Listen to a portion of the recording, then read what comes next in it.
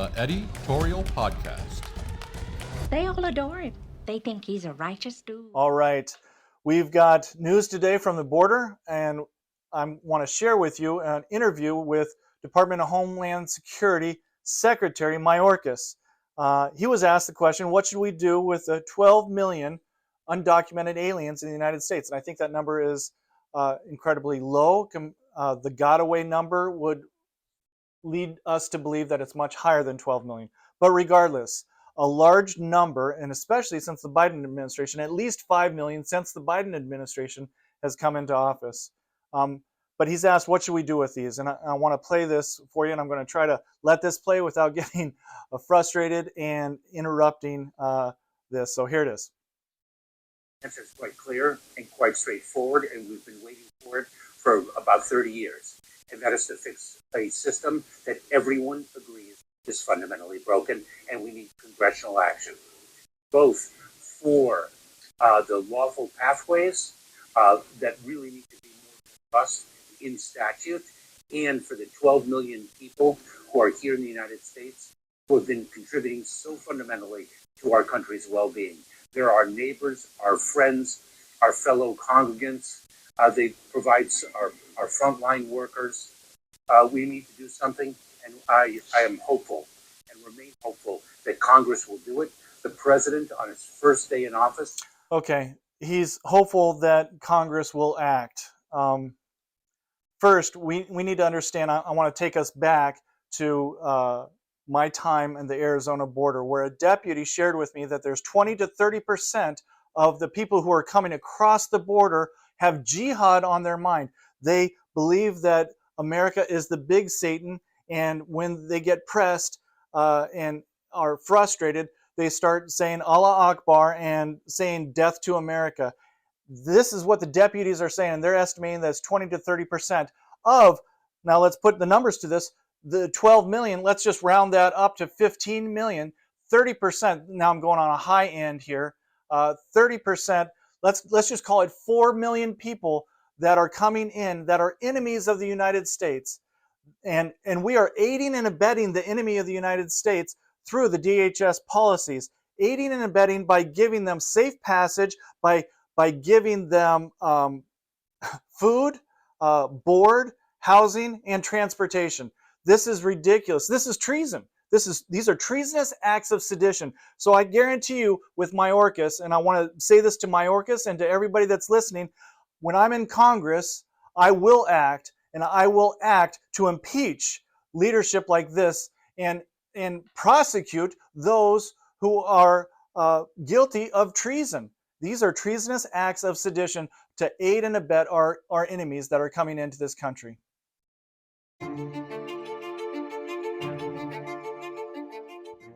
So I've known Eddie Speir for almost 13 years now, from really the very inception of Inspiration Academy. And over the years, I have seen Eddie grow and be the same person at the same time. One of the things that impressed me the most about Eddie when I first met him was his heart and his tenacity for the students that Inspiration Academy was designed to serve. And through his mentorship programs, through his interactions with the students, through Founders Day and Eddie being able to take the ribbing of wearing socks with his sandals, I have seen him be the same person over the last 13 years and grow in his relationship with Christ and mature in ways that are just phenomenal in really running a school, being the founder of a Christian school. And I think the dynamics of that success in Inspiration Academy and the school lies in the very unique and God-designed marriage that he and Claire share. That God has put the two of them together and knit them in such a fashion that this school succeeds where other schools may falter because they complement each other so well. One's strength is the other's weakness, and those two together are a cord bound that is not easily broken. And through all of that, the school is has seen growth, and it thrives, and has become an icon here on the west coast of Florida in Manatee County for Christian schools. Schools that are growing around them, that are looking to inspiration and saying, what are they doing great at, and how can we be like them? That's what Eddie Speir and Claire Speir mean to us as the ACTS family, and what they mean to me personally as mentors and as examples for us to grow into.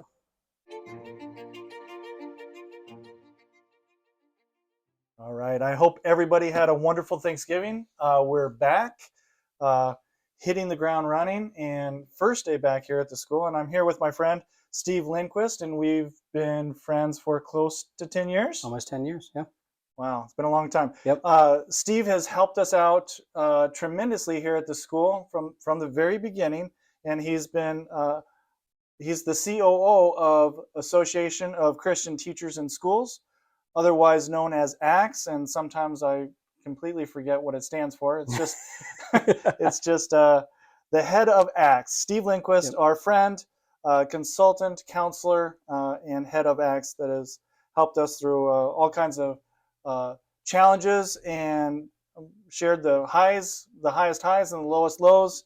And so I thank you so much for being here and talking about what's facing the country and facing Christian schools and private schools around the country. It's a hot political topic, and Absolutely. and now Absolutely. I'm in politics, and now I'm right in the. This Right. happens to be right in the middle of everything. We didn't Sure. know that going into this, but here we are. Yep. So let me just ask you first, on a national scale, what are you Mhm. seeing as far as Christian and private schools? What are the challenges, and what's kind of the issues that most of the schools that you service are facing? Sure. So a lot of what our schools across the country, we operate in 37 states now, Okay. and service anywhere between, I think our number is like 270 schools now. We're seeing some things that are mirroring what the public schools are facing: teacher shortages, veteran teachers that left the profession after COVID, new teachers not wanting to walk into private schools because of the salary gap, what the public schools can pay versus what a private school can pay, not looking at what the mission, vision, and core values of that particular Christian school, private school might be. Let me pause right there. What is, just generally speaking, if you had to say because I think a lot of people don't realize this. They think that, private schools pay more. What is the gap? Which direction does it go as far as the schools that you're servicing? Sure. So on average, about a third to a half less than what the public school is making. 33 to 50% less. Correct. Private school teachers make. That's Correct. Without benefits, without retirement, no health insurance, those kinds of things. So when a teacher comes out of college with enormous student loan debt and they make the commitment to a private school, it really is because of a choice to align their personal mission, vision, core values with the school's mission, vision, core values. Are you familiar with diminitude, the term? Yeah. It feels like Christians are second-class citizens. 100%. If you want to hold to your values and beliefs and teach and take your entire profession and serve God and follow your values, you're going to take a 33 to 50% hit financially, is what you're telling me. Correct. That's more than I realized. Yeah, correct. When here in Manatee County, it shifted, and I'm glad. I'm not angry that teachers are getting paid more here, but it's incredibly difficult when people are paying taxes for school and then can't afford to send them to the school that they want. Correct. Anyway, Correct. keep going, because I think a lot of people don't understand how much people are sacrificing to hold on to the values that they hold dear, and to be able to walk those out. You're gonna take a financial hit. Absolutely. I taught in a private school for almost 15 years before I finally hit what a first year or second year teacher would make in a public school. 15 years experience moving into a first or second year of a public school. So that's if you want to put it in year terminology, that's there. Another opportunity that I think a lot of our schools are facing across the country is enrollment and the impact that the school choice movement is having on that enrollment. Yeah.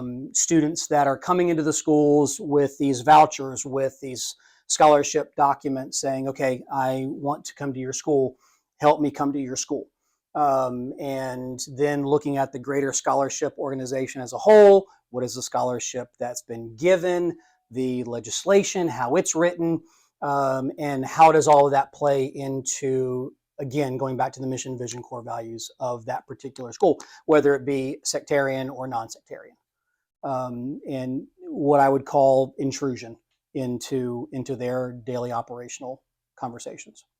What do you mean by intrusion? So in a lot of places where a school choice bill has been passed, there are key facets to that money being taken by a private school, such as you have to have your students tested on an annual basis with a norm reference test. Now, here in the state of Florida, there is a list of tests that any private school can choose from if they take any one of the state scholarships. And the school has autonomy to make a choice of about 20 different publishers. There are some states that in their conversations about the choice dollars, they are going to mandate they take the exact same test that the public school's taking, even though they're not teaching the same curriculum, even though they're not teaching Common Core. Which states are we talking about here? So there was a conversation and actually got rolled back in Oklahoma. There was a conversation in Texas. That one got rolled back to allow those schools to test based on an approved list. But at the very onset of the legislation, the bills were written with those very specific tests written in there because the legislators wanted the private schools to test exactly like the public schools were testing. Which defeats the purpose of autonomy. 100%. Exactly. And then if you're saying these are the test that we're going to measure you by, that's different than the autonomy of a Christian school that wants to emphasize other things. For example, CRT, if that would be on the test. And I'm sure without any check or without any kind of fight, the public schools are going to want, fine, give us the Christian schools. We'll take ownership of them as long as they're teaching what we want to be taught. That's the whole idea. What are we teaching? Are we indoctrinating towards a secular worldview, or do we actually have autonomy that Christian schools can create a Christ-centered worldview and teach according to a Christ-centered worldview? Is that allowed anymore? And out of the gate, sounds like the answer is no, but then they fought back. When you say rolled back, that's a positive thing. That was a positive thing because that wording was taken out of the bill in committee. Okay. So that particular form of the bill never made it to the House floor or the Senate floors to be voted on. Okay. So there were people in a small group that saw the issues that it caused. And with the issues is those tests are not nationally normed. So if you take a state test, say here in Florida, when we were taking the FCAT and all of those different things, you were only norming based on Florida students, comparing Florida students with Florida students. When all of these other tests that schools are giving, they are nationally norming them. So a student in Hillsborough County is being normed against a student in Los Angeles Unified School District who happens to go to a private school and using the exact same test. So now you're getting a broader spectrum of where your student is landing nationally in their academics, not just in one particular location in one state. That doesn't sound bad. I think that's a great opportunity because now you get a better data set for the school to make decisions on curriculum, design, instructional strategies, and different things of that nature. Again, going back to the autonomy of the school being able to make decisions for itself, not being told by the state, you have to do this because you're taking the exact same test the public school is taking.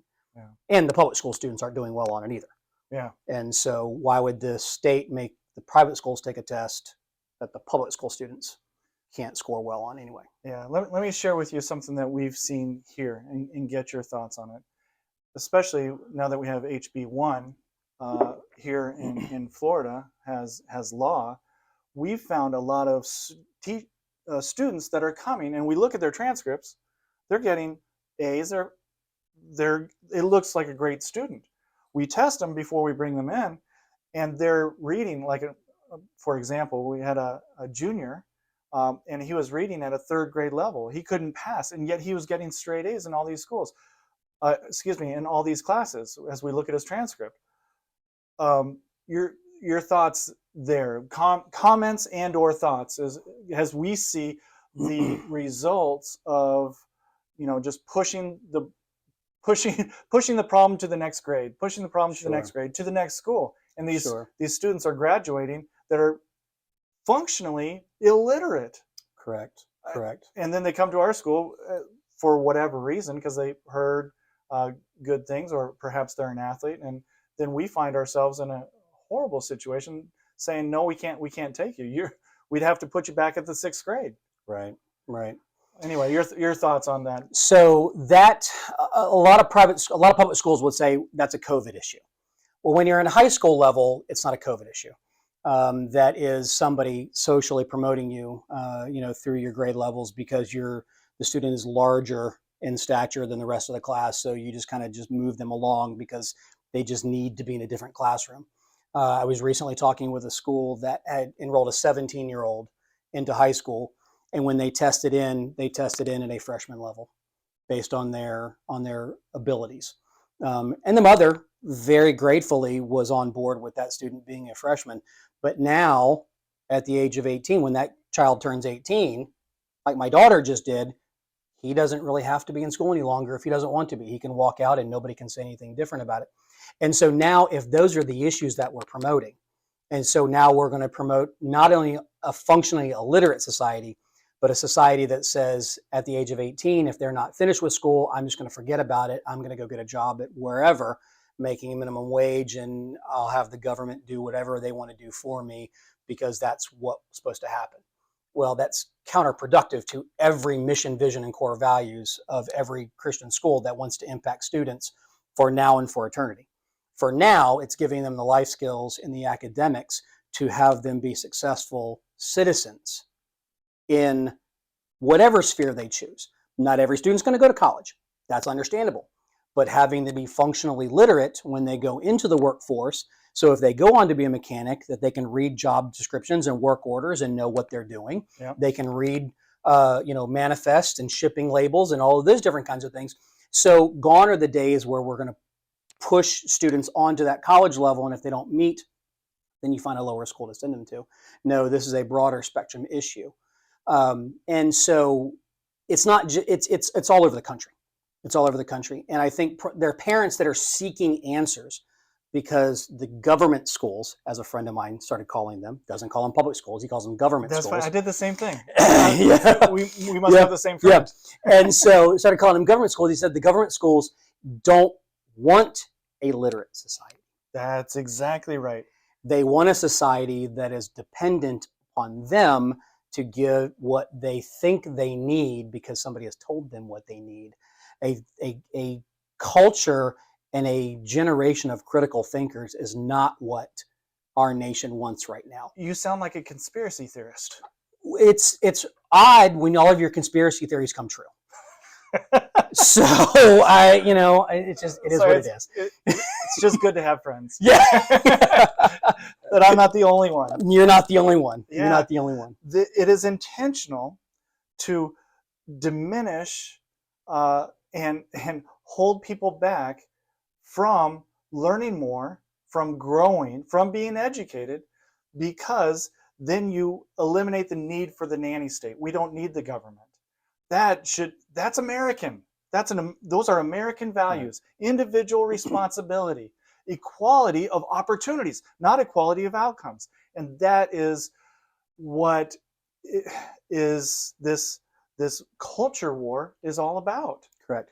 And don't get me wrong, there are students that are in the public school sector that are intrinsically motivated, or they come from families who, maybe they're immigrant families who have come from countries where they were oppressed, communist countries, they've immigrated to the United States, and that family is saying, you will not be where we were, you need to be better, and those families are pushing their students to be better inside those institutions.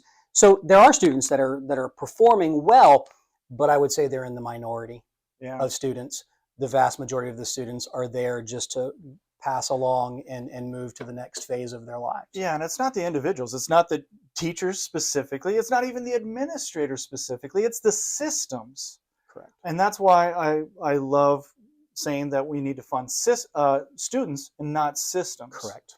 It's the system that is inherently pushing towards this nanny state, continuing to push the problem down the road.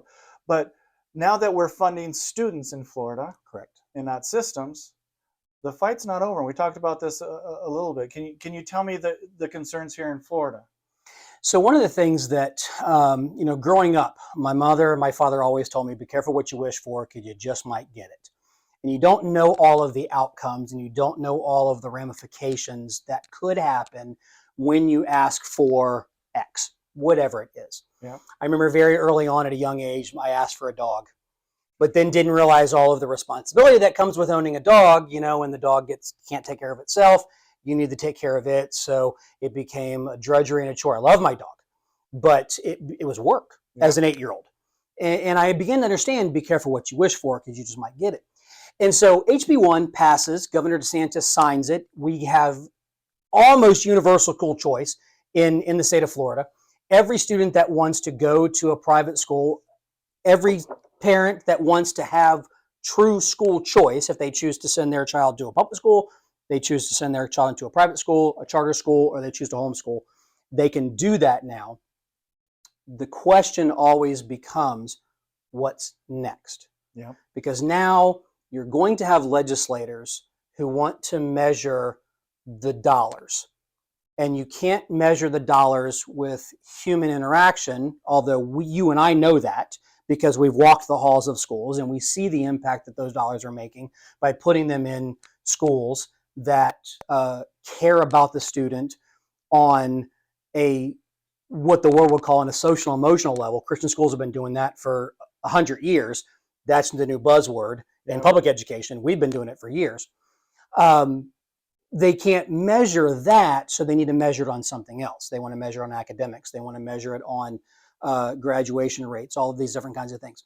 But only it would take 1 or 2 legislators who want to put something in that would cause a school to lose its autonomy. Maybe they draft it into an omnibus bill. There's other things that they get it written into where on the face of it that nobody else is going to read it, but it gets written in as an amendment at the 11th hour. And at that point, then now every school that takes dollars in the state of Florida is required to use this particular kind of curriculum for diversity, equity, and inclusion instruction.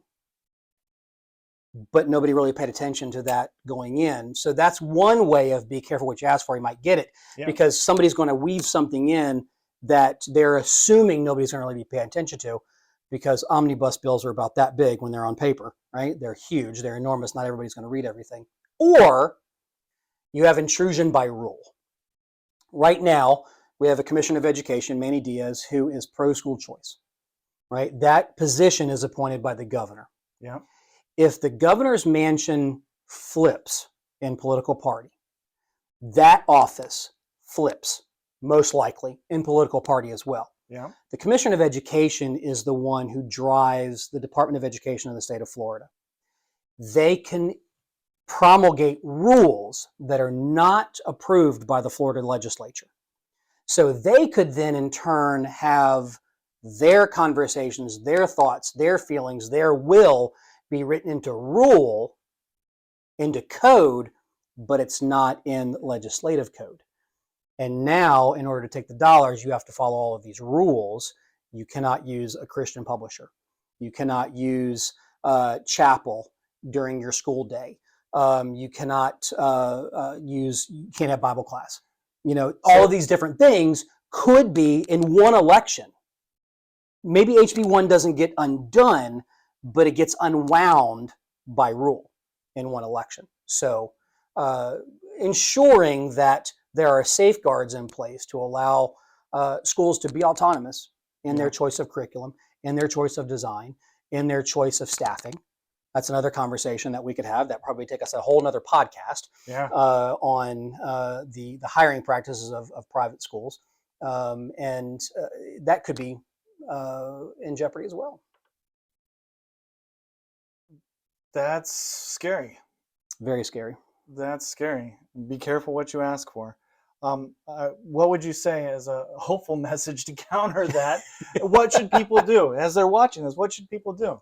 Well, the first thing I would tell people, if you're watching this podcast, vote. I spent my life, when I was in the classroom, I was a history teacher. And the most important class that I feel that I taught was my government and politics class. Not because I wanted to indoctrinate my students in any way, shape, or form. I wanted them to be educated citizens. I wanted them to be the people that when Waters World stuck the microphone in their face, they knew the answers to the questions that Jesse Waters was asking them, not what he gets. Yeah. Okay. Yeah. And so that's why we unpacked the Constitution word for word, strict construction. It says this, it doesn't mean you don't read into it, you don't imply anything into it. It says what it says. An originalist. Period. An originalist. That is who I am. That is who I am. I am an originalist. And so that was my job as a history teacher. So anytime that an election was going to occur, I encouraged my students to vote. Did I hope they would vote one way? Yes. Did I encourage them to vote a specific way? No, that's not my job.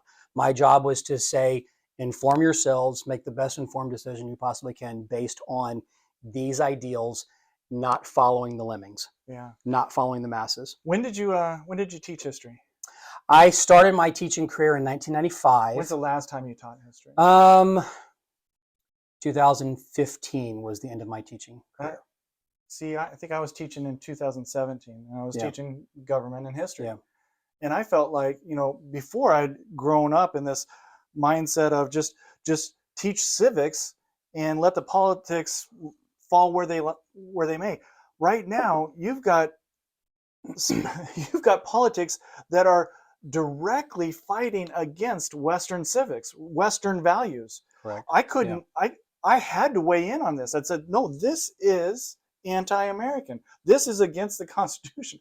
I found myself going to a place that I never wanted to go. Sure. I had to inform students because they'd ask simple questions. Wait, what the Democrats are doing is communist and leaning towards big government and leaning against the Constitution. And my answer was, yep. Mm-hmm. I had to weigh in. Right. I wonder if you felt the same way, because I didn't feel that way early. In 2012, I was like, this is hard, but I'm still maintaining this balance. I couldn't maintain that balance by 2017. Right.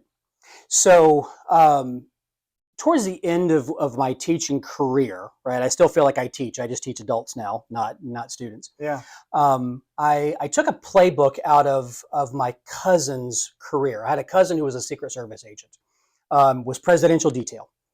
And, the president, the Secret Service, their job is to investigate counterfeit currency. So I asked Shellman one time, I said, Shellman, how do you guys study counterfeit currency? He said, we don't study counterfeit currency. We study the real thing. We become so familiar with real currency that when fake currency comes up, when counterfeit currency comes into our view, it is so obvious that it is false that there's no question about it. We know every nuance about actual U.S. currency that when a counterfeit currency bill comes in front of us or a coin comes in, we can spot it a mile away. Yeah. And so I thought, that's interesting, because if we are strict constructionists, if we are originalists, and we teach our students civics engagement from the original idea of what it was from our founding fathers, then when they come into the world of current political spheres, my hope and prayer is that we have taught them the original so well that they can spot the fake. Yeah. So, for example, when my student gets a question that says, if I'm going to be elected to Congress, or if I'm going to be elected president, I'm going to lower taxes, then my student can say, that's not your job. That's Congress's job. All you get to do is sign the bill, right? To know it so well to be able to spot the fake. Yeah. But using that as the scaffold, but using Scripture as the bulwark, as the framework, because everything from a biblical worldview illuminates the top. So if I use that biblical worldview conversation to illuminate the originalist idea, then the understanding then comes into a different viewpoint with the socialist, Marxist, fascist conversations that are being had in our state houses and inside that Capitol building and inside the White House and inside the courthouses across the country, where people think, yeah, it's okay. No, it's not okay. Like literally, my grandfather fought a world war, got a Purple Heart in Belgium, fighting people that now you're saying their values are okay. That's not okay. Yeah. Right? That's not okay. Now, what would you say to people who say, but we're supposed to keep religion out of government? No. Sorry, I mean, is that too blunt of an answer? Often people times will say, what's in the Constitution, it's the separation of church and state. No, go back and get a refund from your history teacher because he didn't teach you right. Because that statement was written in a letter to a pastor who said, those things in your conversations they're separate conversations. But it doesn't mean that you as a believer can't stand in the places of power and influence those places of power in your faith. I mean, the new Speaker of the House, the very first day he took the job, sets a Bible on the side of the lectern. Yeah. Everybody lost their minds. And he said, you know what? I'm not ashamed of what this is going to be in conversation, right? And so whether that was a show or that truly is who that man is, I don't know, because I don't know him personally, right? Yeah. But if they're willing to make that kind of public statement, there's a reason behind that, right? And so I think we have been told too long, your values as a believer cannot be in the public sector. And church, your values in faith are for your Sunday mornings and for your Wednesday night Bible studies. But when you come into the marketplace, this is for, inclusion. Well, that's fine, but then my values need to be included in your conversation as well. Not put to the side because you think I'm a lunatic. Yeah. Right? And I think too many Christians have said, I'm just going to back off, let God deal with their heart. Well, maybe God's using you to bring light to them because you're using that biblical worldview to illuminate that conversation that you're having with them. Yeah. Yeah. The First Amendment, the freedom of religion, and the free expression thereof. We are allowed as Christians to believe what we believe and express that. And that means in public office as well. Correct. So it's not so. I find what's happened now is that there's a new religion that's stepped in because it's deep in the heart of all of us to know the reasons why. Why are we here? Why do we exist? And some people might believe something entirely different. That's fine, but let's not fool ourselves because wokeness is becoming a religion and they're pursuing wokeness with a religious fervor that is clear. You can't deny it anymore. Right. That this is being fueled at a spiritual level. And it's there's a lot of darkness. And that's it. It's a spiritual level, but it's spiritual warfare. Yeah. It's at that warfare level of light versus dark, good versus evil. And just because we hold public office or just because we hold a sphere of influence, whether it be as a teacher, as an administrator, as an elected official, as a business owner, I don't relinquish my constitutional rights. I don't hang my First Amendment up when I walk into my classroom. Yeah. I don't hang up my Second Amendment rights when I walk out of my living room, walk out of my house. These are all things that are inherently given to us because of that document that I don't give those away just because I walk into somebody that says, no, we don't allow you to have that. Yeah. It doesn't work. just like COVID. They tried to. Well, you were with us Yeah. in that whole fight. Yeah. And thank you for your help with us Yeah. in that fight, standing against and standing up for our constitutional values, even in a conservative Republican county, tried to take away our constitutional rights. Right. Um, Right. They won't admit it anymore. They want to. Oh, let's forgive. Let's move on. Right. Whoa, we need to pay attention and understand that people in positions of power look at that document, the Constitution, and they look at it as a temporary thing. Right. It's like you said so very well.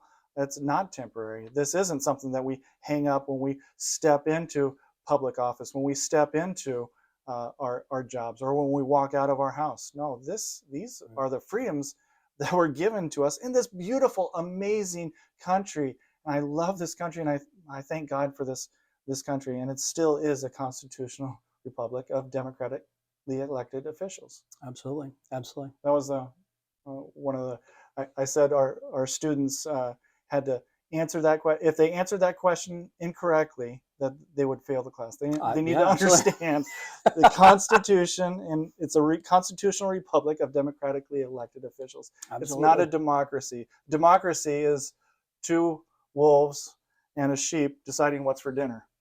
Yeah, it's a tyranny. It's a tyranny of the majority. There's tyranny that comes at us from all different directions. Exactly. Anyway, thank you very much. Appreciate your time and this engaging conversation. Absolutely. And I miss having these conversations. This is great. I love having these conversations. Awesome. Yep. Awesome. All right. Thank you, sir. Thank you. Appreciate you. The Eddie-torial Podcast. They all adore him.